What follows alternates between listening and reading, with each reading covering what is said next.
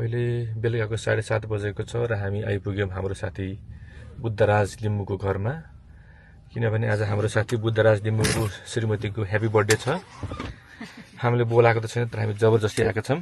हेरौँ के खुवाउँछन् होला हामीलाई। Let's go.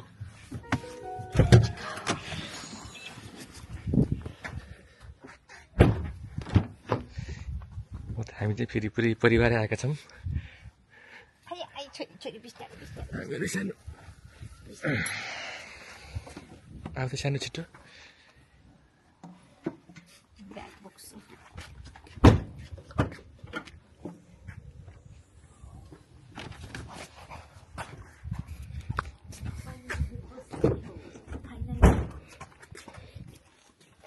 सानो केक बोक नि त।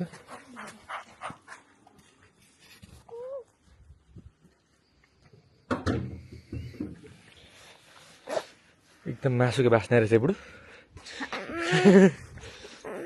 लाग्छ कि मिठो पाकिरहेको छ है छोरो। सानो हेरिदियो त माइजूले के पकाएको छ छोरी। माइजूको ह्याप्पी बर्थडे आज है।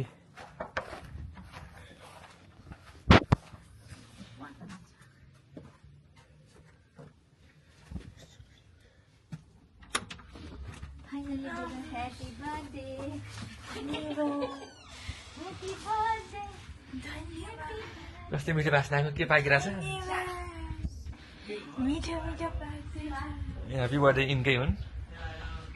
बोलाउनु छैन है, जबरजस्ती आउनुपर्ने। कस्तो दिन आयो हाम्रो हे भगवान्। म चाहिँ बर्थडेवालाको श्रीमान।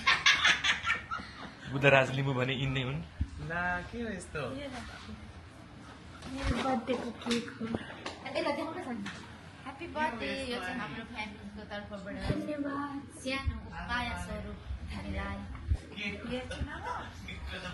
अनि हजुर आँखा हेरौँ त। यिनी बर्थडेको मान्छे आँखा भित्र लेस अड्काएर के भन्नु। कसले ल्याइदियो एउटा श्रीमानले हो। ओहो धन्यवाद। हाम्रो बर्थडे वुमेनको छोरा उठ्यो। छोराको नाम चाहिँ हर्क हो। हामी हर्कलाई भेट्न जाँदैछौँ। हर्क बाबु, हर्क नरु बाबा।